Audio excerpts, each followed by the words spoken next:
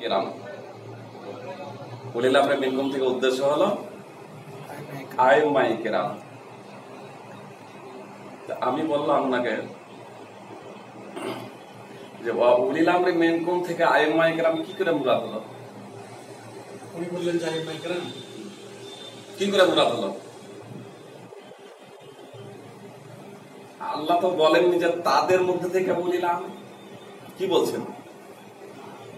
আল্লাহ বলছেন, হে ঈমানদারগণ, তোমরা আনুগত্য করো আল্লাহ, আনুগত্য করো রাসূলের, এবং আনুগত্য করো তোমাদের মধ্যে যারা বলিলাম মিনকুম, তোমাদের মধ্যে। তো তোমাদের মধ্যে যারা মরে গেছে তাদের কথা কেন বলা হচ্ছে না? জীবিত তোমাদের মধ্যে, তোমাদের মধ্যে যারা আছে, যারা আছে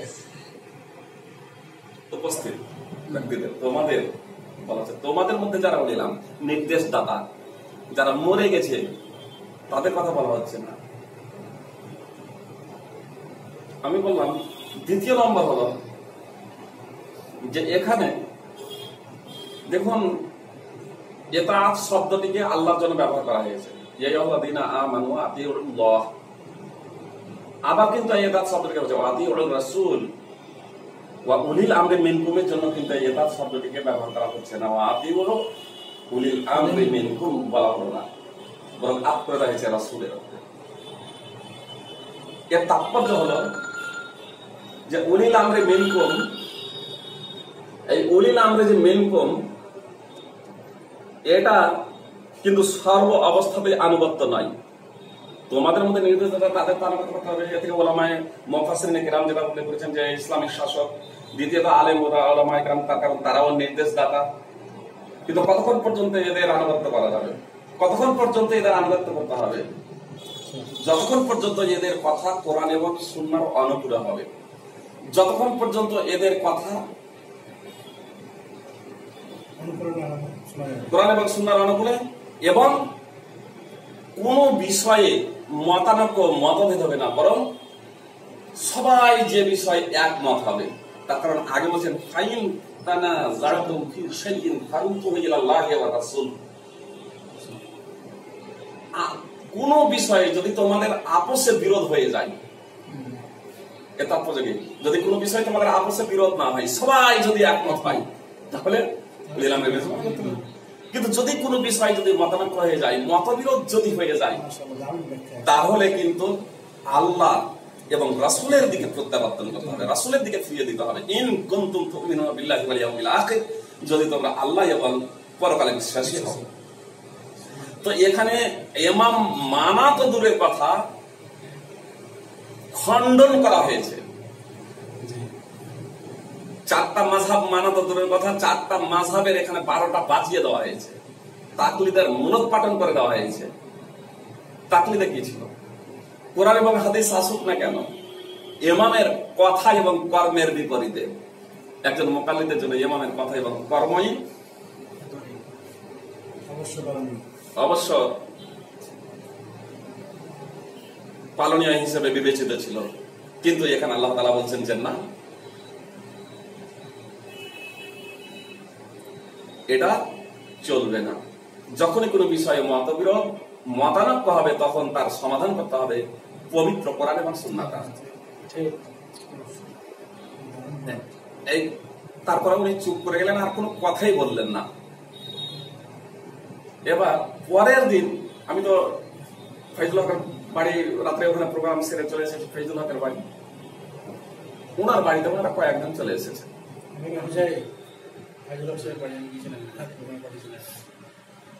আমার বাড়িটা লঙ্কাতে পড়ছে, হোজাই থেকে আর যেতে হবে।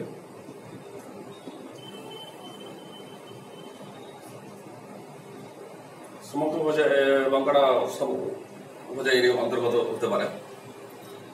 তো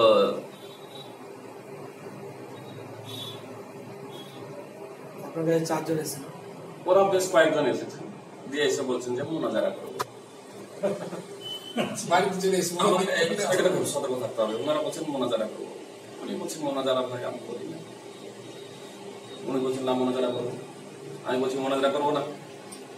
এই মোনাজারা করব এই কথাটা না হলে 15 থেকে ওনারা 20 বার উচ্চারণ করেন। আর আমি প্রত্যেক বারই বলি মোনাজারা করব না, আমি মোনাজারা করি না। সাধারণত আমি মোনাজারা করি না, ওনারা যখন দেখলাম যে নাছড় বান্দা মানে মোনাজারা করার জন্য ওরা প্রস্তুত, তখন আমি বললাম কোন বিষয়ে মোনাজারা করবেন বলেন, এক্ষুনি মোনাজারা হবে, বলেন কোন বিষয়ে মোনাজারা হবে। এবার তখন ওনারা বলতে শুরু করছে না এখন মোনাজারা হবে না। আমি জানি এক্ষুনি তো আপনারা বলছিলেন যে মোনাজারা করবো, মোনাজারা এখন হবে না, মানে এক্ষুনি মোনাজারা হবে। কোন বিষয় নিয়ে মোনাজারা হবে বলেন?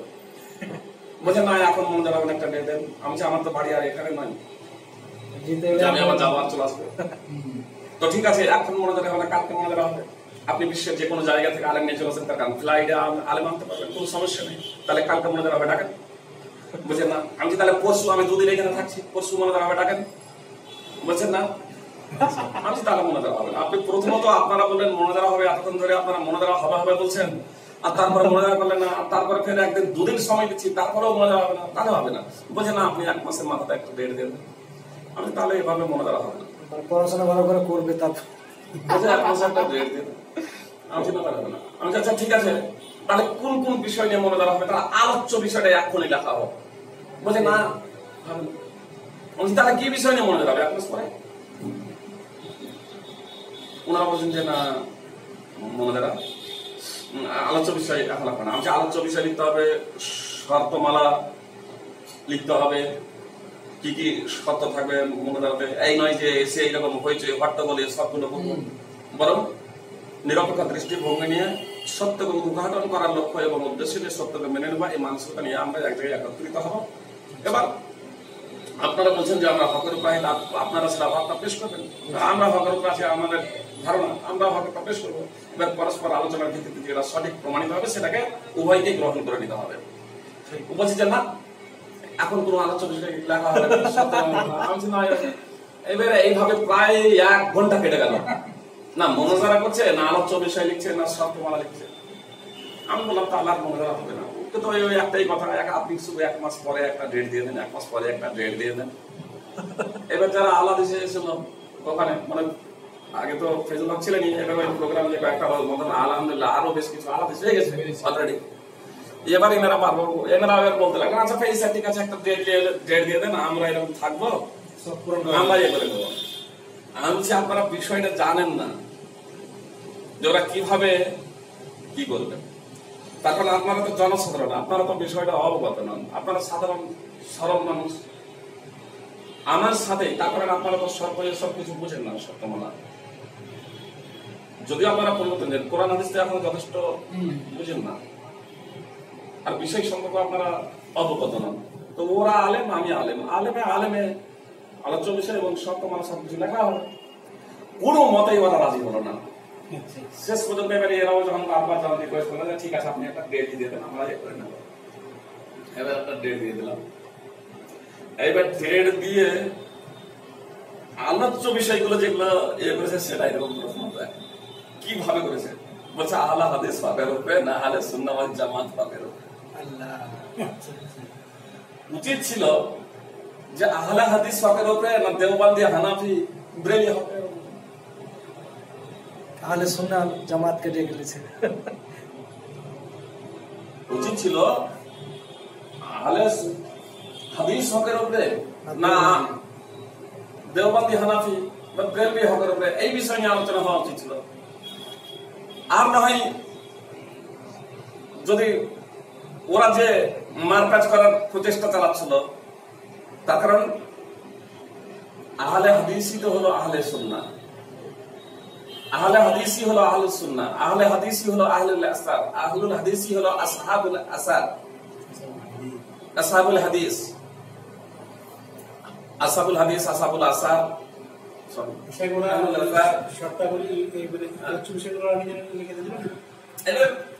এদের জনসাধারণের সাথে এরা জনসাধারণ কি বুঝে? আমি চলে আসার পর আমার সামনে না, আমার সাথে কোনো কিছু হয়নি, আমার সাথে শুধু ডেট। এবার আহলে হাদিস হকের উপরে, আহলে সুন্নাহ ওয়াল জামাত হকের উপরে আরে আহলে হাদিসই তো আহলে সুন্নাত ওয়াল জামাত। এটা প্রমাণ করা উচিত ছিল যে আহলে সুন্নাত ওয়াল দেওবন্দি কি আহলে সুন্নাত ওয়াল জামাত, ব্রেলভি কি আহলে সুন্নাত ওয়াল জামাত, আহলে হাদিস আহলে সুন্নাত ওয়াল জামাত, এই বিষয়ে তো কোনো দ্বিমত নেই। প্রশ্নটা তো সঠিক নয়, প্রশ্নটাই আমাদের সঠিক আছে। আচ্ছা দেখেন আসলে এটা কেন করেছিল, এটা পালানো।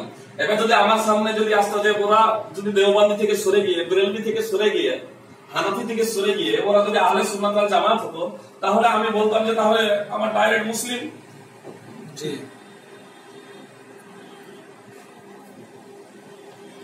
আলোচনার সঙ্গে আলোচনা না করে আলোচ্য বিষয় নির্ধারণ করছে, এটা কত মিথ্যা। এজন্য এটা সর্বদা খেয়াল রাখা উচিত যে জনসাধারণ কোন সময় মোনাজারার জন্য বিষয়বস্তু নির্ধারণ করবে না, তারপর জনসাধারণ ওরা সবসময় কত পালানোর প্রচেষ্টা করেছে। দেখুন যে ওরা বলছে 4টা মাযহাব মানা ওয়াজিব, এমনকি 4টা মাযহাব মানা ফরজ বলে তাদের নিকটে প্রচলিত। 4টা মাযহাব মানা 4টা ফরজ, 4 ফরজ, 4টা মাযহাব মানা 4 ফরজ যেখানে ওরা বলছে।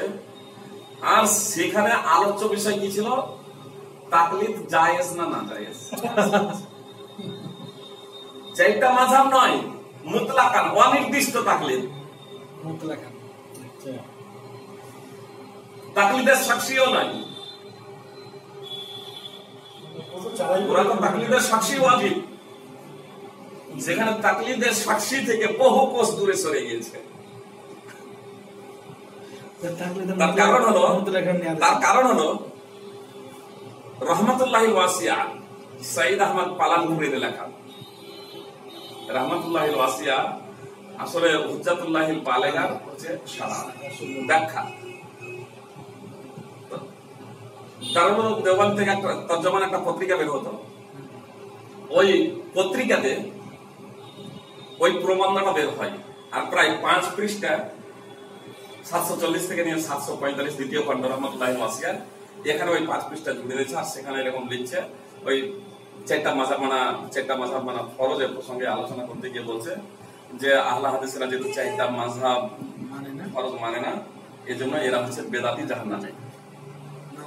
আর জামাতে ইসলামী সম্পর্কে লিখেছে যে জামাতে ইসলামী যদিও 4টা মাযহাবকে ফরজ মানে, কিন্তু 4টা মাযহাবের মধ্যে নির্দিষ্ট একটি মাযহাবের অনুসরণ করে না, নির্দিষ্ট একটি মাযহাব মেনে চলা ফরজ মনে করে না, তার জন্য তারাও বেদাতি এবং জাহান্নামী।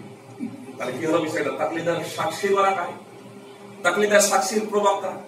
নির্দিষ্ট একজন ইমামের তাকলিদ করা অপরিহার্য, এই আকীদায় তারা বিশ্বাসী। এই আকীদা থেকেই মুনাজারার আলোচ্য বিষয় দেখেই বোঝা যাচ্ছে যে তারা শতকোষ দূরে পালিয়ে গিয়েছে। প্রকাশ্যভাবে এখানেই তারা হেরে গেছে, হেডলাইনে। এইভাবে জনগণের সাথে ইয়ে করে আলোচনা। এই বিষয়ে আরো বেশ কিছু এরকম বিষয় ওখানে ছিল, কিন্তু প্রথমেই আলোচনা হয় আহলে হাদিস হকের উপরে না আহলে সুন্নাত ওয়াল জামাত হকের উপরে। আহলে হাদিস হকের উপরে এই প্রসঙ্গে আলোচনা করতে গিয়ে আমাদের আব্দুল্লাহ সালাফি হাফেজাহুল্লাহ তিনি আলোচনা করতে গিয়ে একটাই কথা বললাম যে আলোচক কখনো কখনো আলোচনা করতে গিয়ে তার মিস্টেক হয়, সে কোরআনের আয়াত তেলাওয়াত করুক বা অন্য কিছু এরকম ইয়ে করুক না কেন, সেটা মিস্টেকটাকে বড় আকারে ধরাটা উচিত নয়। তখন মানুষ হিসেবে তার বিস্তৃত হয়ে যাওয়া, ভুলে যাওয়া, এটা হচ্ছে স্বাভাবিক। যেমন ওই সূরা নিসার 59 নম্বর আয়াত তেলাওয়াত করতে গিয়ে বারবার ভুল, এমনকি পড়তেই পারলেন না। পড়তে জানেন না, আদৌ না রেগে আছে, পড়তে জানেন, ভালোভাবে জানেন, সে সময় কিন্তু স্মরণে আসছে না। তো আমাদের আব্দুল্লাহ সালাফি সাহেব আয়াত তেলাওয়াত করছিলেন, যেটা ওই আয়াত তেলাওয়াত করতে গিয়ে হোম সর্বনাম পাতা হোম জামে ছুটে যায়। আর একে কেন্দ্র করে ওরা বিশাল দৌড় পান। কেরা তো আলহামদুলিল্লাহ মাশাআল্লাহ তাকবীর সহ কেরাত করতে পারেন। তো এই বিষয়টা খুব এরকম মেয়ে বলে শেষ পর্যন্ত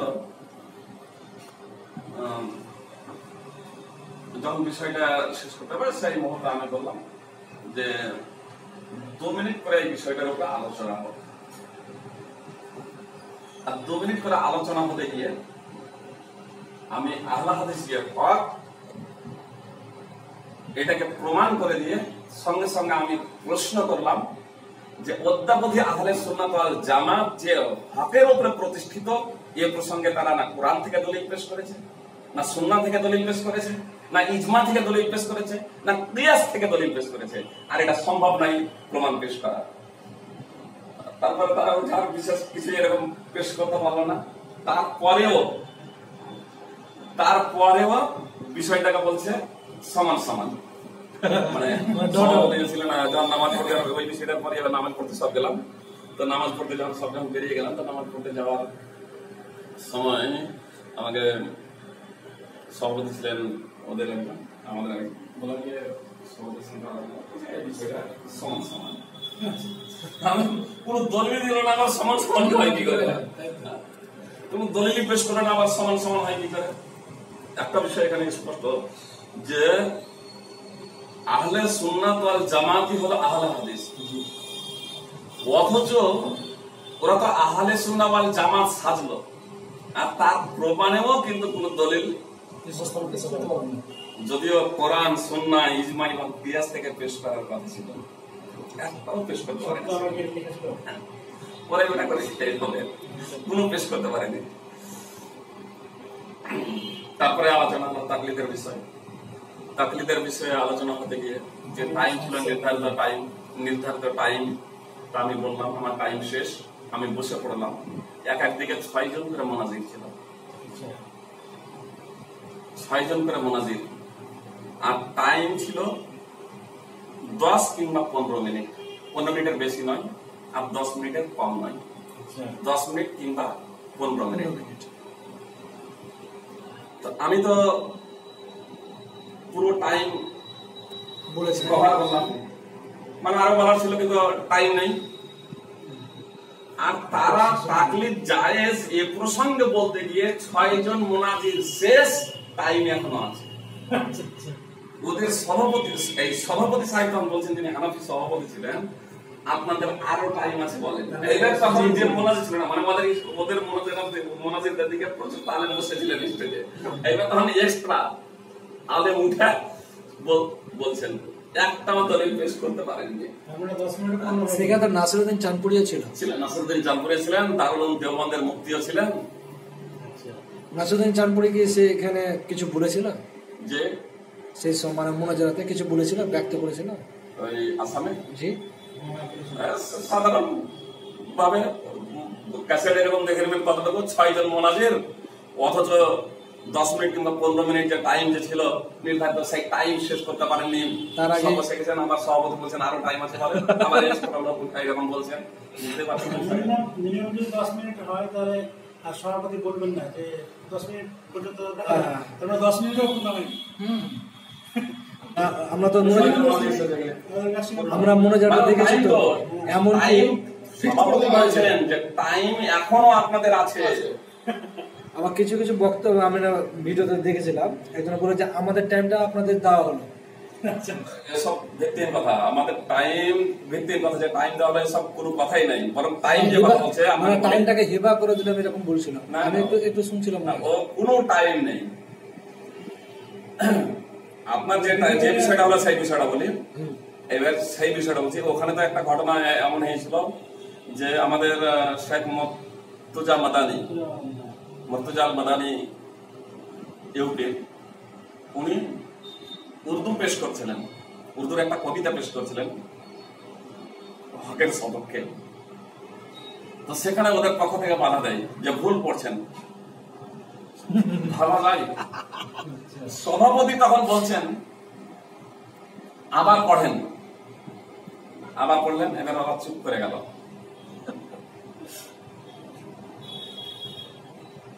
আমি এবার তারপরে ওরা উঠলো, এবার ওরা পড়তে গিয়ে একটা হাদিস পেশ করছে যে হাদিসটা সঠিক নয়, জয়ীফ, সনদে বিচ্ছিন্নতা আছে। তো সনদে বিচ্ছিন্নতা আছে, হাদিস পেশ করছে, পড়ছে। আমি তখন বলছি হাদিসের সনদ পেশ করেন, তো পরিষ্কার বলছেন যে সনদ পেশ করবো না। আমি তখন ওই সভাপতিকে বলছি যে সভাপতি আমাদের মুর্তজা আল মাদানীকে বলেছিলেন যে আবার পড়েন। আমি তখন বলছি যে সভাপতি সাহেব পড়তে বলেন, সভাপতি মাথা নিচু করে আছেন, কোনো কথা বলছেন না। আমি তখন মনে মনে সিদ্ধান্ত নিলাম, বেটা আবার তো আমার নম্বর আসবে। হ্যাঁ অবশ্যই।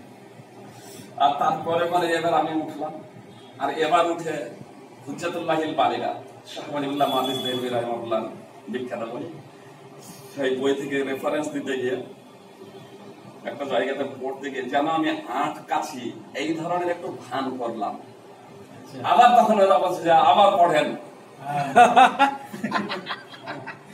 আমি তখন বললাম যে টাইম তো নির্ধারিত, আবার শুধু পড়বো। আপনাদেরকে যখন পড়তে বলা হচ্ছে আপনারা তো বলছেন পড়বো না, আমি শুধু পড়বো তাই নয়, তার কারণ আপনাদের তো পড়ার যোগ্যতা নাই। আমার শিষ্যত্ব গ্রহণ করতে চলুন, আর আমাকে টাইম দেন, গ্রামার সহ আপনাদেরকে শিক্ষা দিচ্ছি। আরে রিডিং পড়তে পারেন না, সেখানে কোরআন এবং হাদিস বলবেন কি করে? এটা বলেছিলেন, ভিডিও দেখে নেবেন, এটা বলা আছে। এবার একবার স্পষ্টভাবে বলেছিলাম, শিষ্যত্ব গ্রহণ করুন। আমার শিষ্যত্ব গ্রহণ করুন আপনারা। আবার গ্রামার সহ এরকম করছে, শুধু আবার পড়বো তাই নয়, আমাকে টাইম দেন, গ্রামার সহ করছে। দিয়ে তো একটা পথে উঠে ওরা ওদের মধ্যে থেকে একজন বলছে আপনারা শুধু কোরআন আর হাদিস বলছেন, যে কোরআন হাদিস মানতে হবে, কোরআন হাদিস মানতে হবে, বিষয় এরকম বলছে কোরআন হাদিস মানতে হবে, তো 2 রাকাত নামাজ পড়ে দেখা দেন কোরআন হাদিস দ্বারা। আশ্চর্য, মানে ওদের মতে কোরআন হাদিস দ্বারা 2 রাকাত নামাজ পড়া সম্ভব নয়। নাউযুবিল্লাহি মিন যালিক। জি, আমি তৎক্ষণাৎ দাঁড়িয়ে গেলাম, আমি বললাম যে 2 রাকাত নামাজ পড়া আমি দেখিয়ে দেবো।